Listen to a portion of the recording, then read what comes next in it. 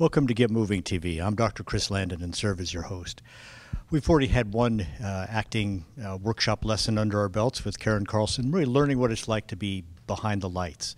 Now we're going to progress a little bit and really think about the actor and what an instrument is, that the actor themselves is an instrument. It's like playing the trombone or piano or guitar.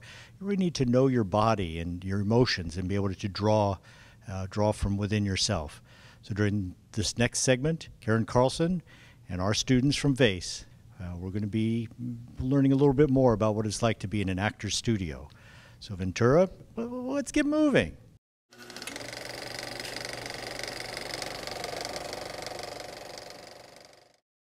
Okay, so the actor.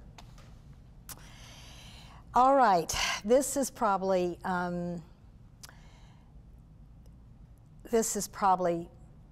what I'm best at doing because I'm still learning in all areas, but I know what works for me as an actor.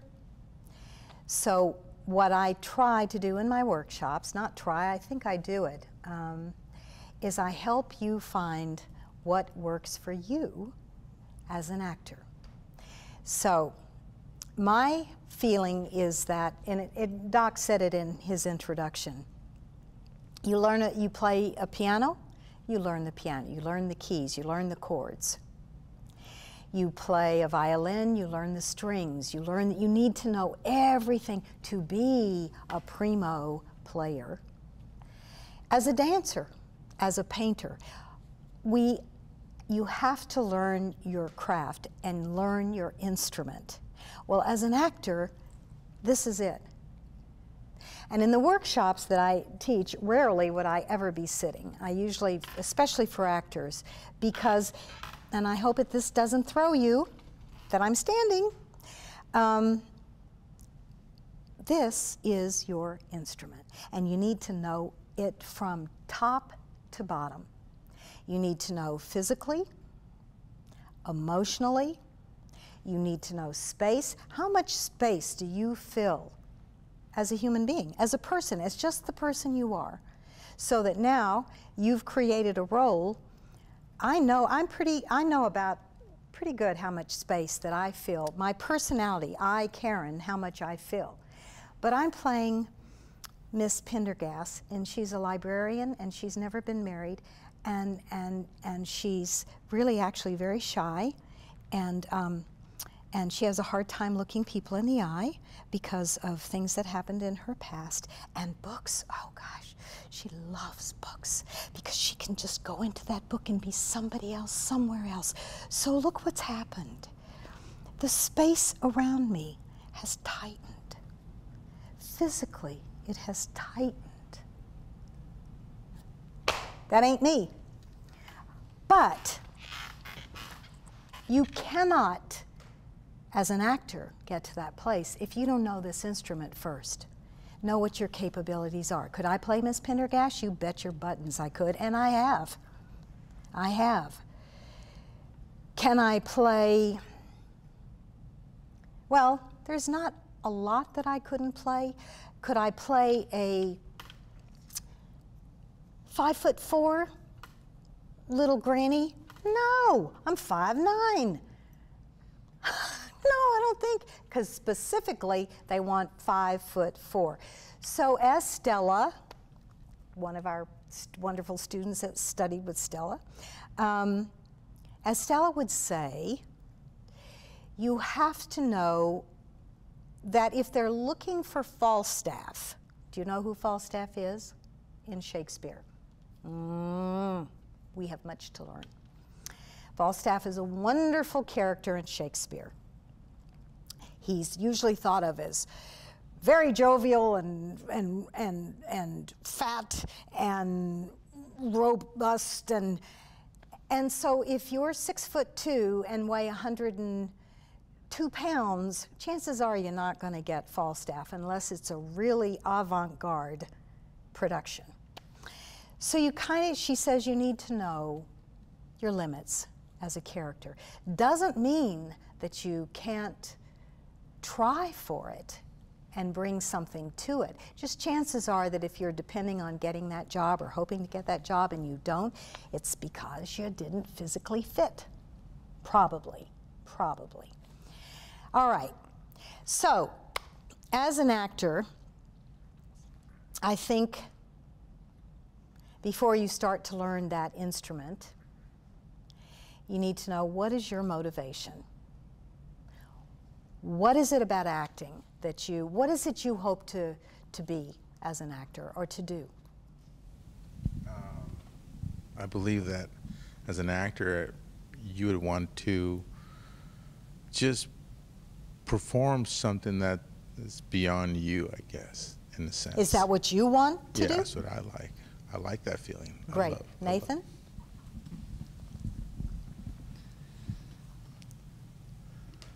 For being an actor, what the motivation is to try to find a way to be creative and put something different into what the director is saying, but at the same time giving them what they want, and to be able to create, being able to create what is outside of what you are. Ah. Oh man, I wish I was doing a workshop, a real workshop here tomorrow. I would love to have you guys. Vina? It's Vina, right? Yes. I guess motivation as an actor, like what I aspire to do. I apologize, I cannot remember. Yeah, your motivation. In other words, okay, if your motivation is to be an actor, to make a lot of money and be a big star, okay, that's a whole other ballgame. If it is to learn the art of acting and what it takes to be outside of yourself, that's a whole other game. That's the one that I know. I never went into acting to make a lot of money. And at one point, I actually my career had a little bit of a bump because I was offered a role in a series that it was described to me as, no, we have the brunette, we have the star, we need two blonde bookends. I'm not going to tell you the show, but if you're so young, you probably couldn't guess it. But because I said, my gosh, no, I don't want to be a blonde bookend. I don't want to worry about where every hair is on my head. That's not what my heart can't do that. I can't get those words out of my mouth. So I turned it down. And unfortunately, the producer was, he's no longer alive, but at the time he was one of the main producers in town, had something like 7 or 8 hit shows on television, and you didn't say no to him. So I didn't become totally blacklisted, but I had to go back to stage for a while.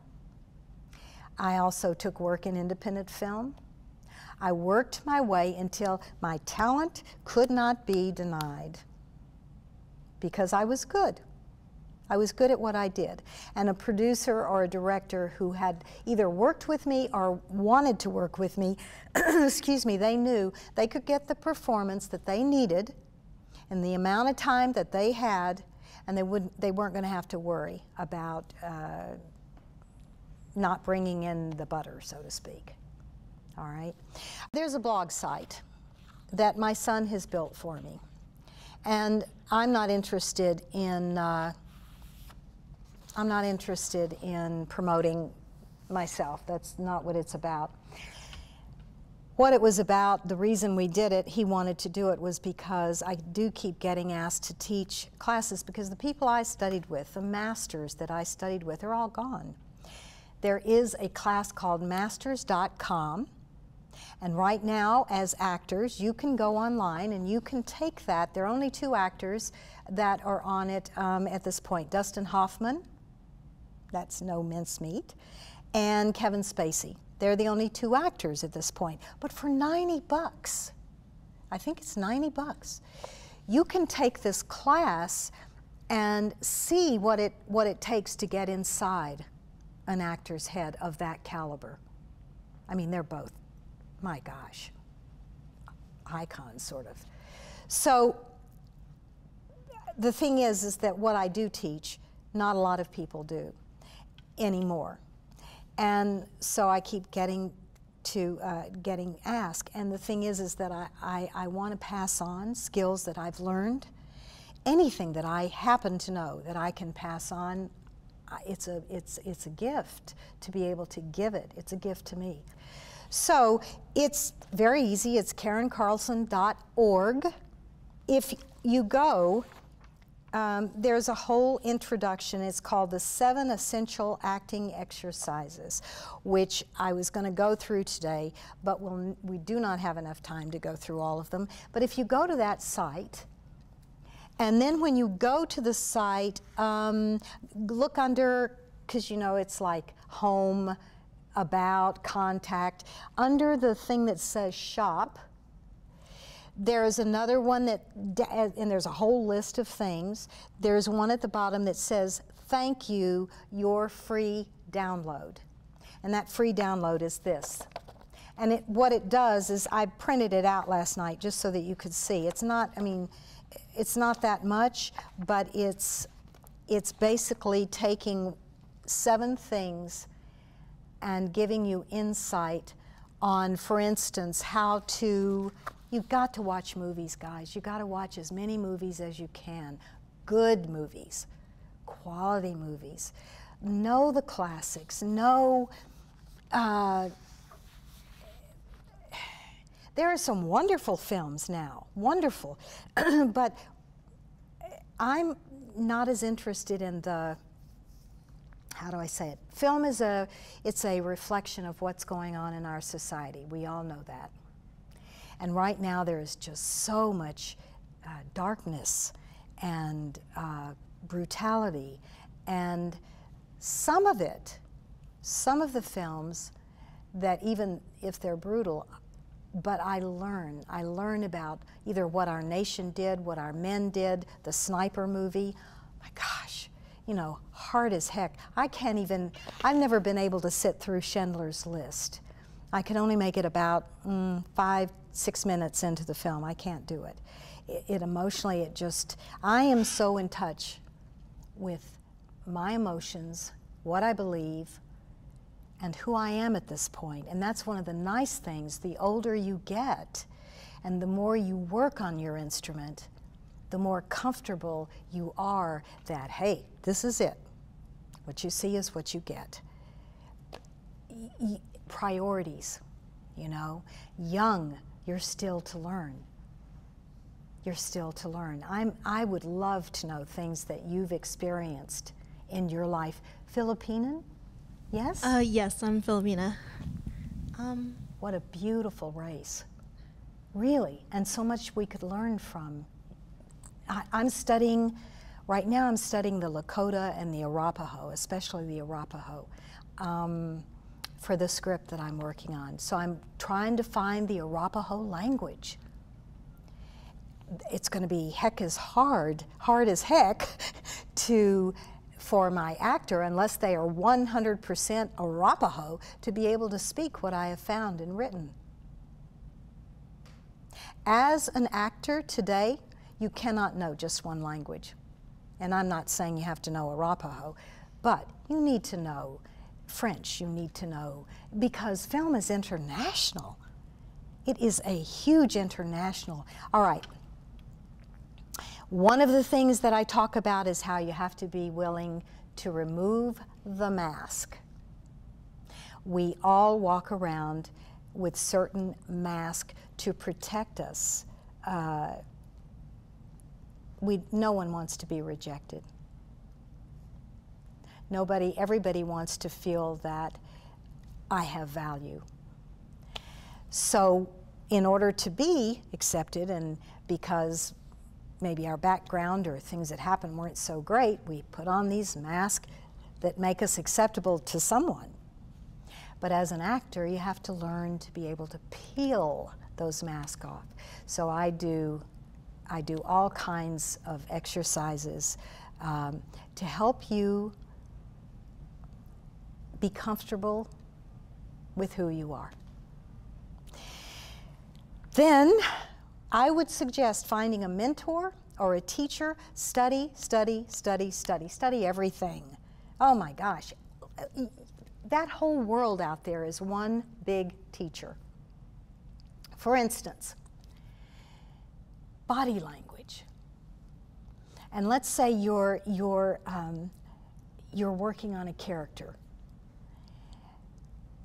and you see someone just doing something that seems so bizarre because it's bizarre to you, something you would do, but for them it's perfectly natural. And I'm trying elevators. You get in a closed-in elevator, and what happens? Okay, in our society, we shouldn't touch, so you don't touch. You don't look at the person. You surely don't smile at them or say hello. You just either look at the numbers like an idiot, or you look at the phone, which probably doesn't work real good in the elevator, or you just stand. What is that? What is that? It's conditioning. It's conditioning. Those are social conditioning that have been put. So what you need to do as a person, as an actor, is find things that are outside of your comfort zone. So you get on that elevator, and there are 3 or 4 people on there, and normally you would get on, and you would just stand, and you would wait for it to get up to your floor. Turn around and say hello. Ask a question. Put your hand out, say, my name's, who are you? Their reactions are gonna be priceless. Record that in your brain because you can use it somewhere in your work. There's nothing you can't use in your work. If you're standing in the grocery store in line to check out, if they're doing their job in the store that I go to, they have to smile at you. They have to say, how are you today? It's great to see you. Doesn't matter that their leg is hurting so bad they can hardly stand there, and they're standing on concrete, and they went to bed at 4 o'clock in the morning, and they got a call and they had to be at work at 6:30 in the morning, and they forgot their glasses, they need their glasses, they can't really see the figures, maybe that's not, a jillion things that are going on. And you haven't a clue, but if you watch and observe them, you can make up a whole story in your head. You'll find it on my blog, because I found it. I take the train, which you guys know, back and forth. I was on coach coming out here. Going back, I will be in a room, which is okay, but in the coach it was great because I could observe. And it's amazing what you can see. There was a young girl, probably 21, 22. I'm thinking Amish because of the way she was dressed. The baby who was dressed exactly as she was, that was probably about 13, 14 months old, maybe, not walking yet. And she spoke no English, or whatever the language was they spoke. I couldn't understand it. The males, there were 2 men and two young men and 2 young women. They went up to the observation car most of the time, and she was there with the baby most of the time, and then occasionally she would go up to the observation thing. She made eye contact with no one, but the baby doesn't know that yet. So I'm here, and she's right there across the aisle from me, and the baby's right here, and the baby and I had a whole relationship. She's looking out the window and just holding on to her baby. But the baby and I had a whole world going. And then that caught her attention, and she saw that the baby was relating to somebody, but she kept trying to avert her eyes, not to look at me. And then finally, a very quick glance. That's gold. As an actor, to observe those things, to see those kind of things, it's gold. How is that gold? You're playing a character. who is removed from being present in this moment because of their language, because of their customs, because of whatever, the stipulations, religion. So they're present in their moment.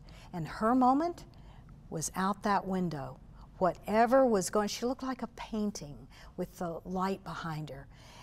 And I, as a writer, actress, wow, I had a whole story going with who this person might be and what she was feeling, and the fact that she was doing what she's been trained and conditioned and maybe totally believes in it. I don't know, and I'll never know.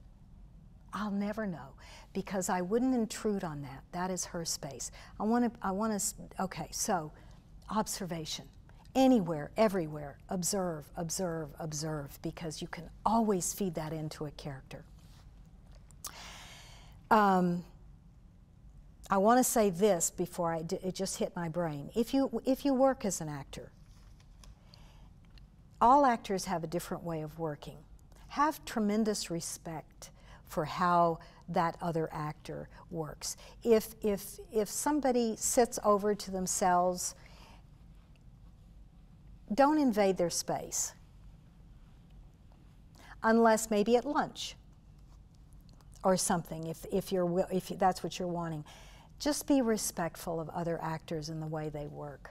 I think I must somehow consciously create a concrete wall that, however, let's say a crew member, I'm getting ready to go into a scene that is highly emotional, supercharged, and a crew member, because they like me, woo, walks by, smile, it's not that bad, and walks on by. It's small talk. What does that do? Man, does that piss me off. That makes me so angry. Do I display it to him? No.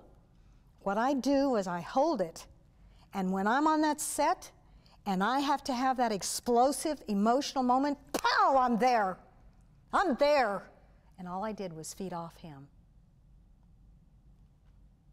It's a huge world out there, and it's so exciting because you can use it all. All right, as the instrument, as the actor, the complete self you've got to do, the physical, the emotional. And this is, for me, what I'm finding with, and a lot of the actors I teach are relatively young. I've actually had a couple of older actors who have been in it for eon years and then took the class just out of curiosity and have literally come up to me and said, oh my gosh, you renewed the reasons I wanted to be an actor in the first place.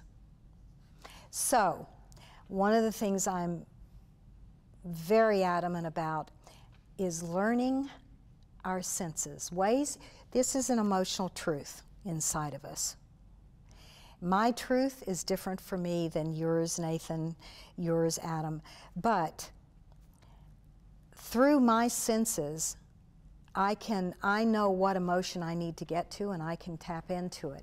So you learn, my workshops, you learn how to, there are no electronics. I ask you to not wear any makeup. I ask you to come totally comfortable, shirt out, because we're going to work on honing this instrument. We're going to strip everything away and start to put things that are comfortable to you as a way to work. Things that your senses have been desensitized. There's constant barrage of sound, of visual. You don't have to imagine what it's like. Just turn on the television and you see somebody get their head blown off. Oh, okay. So,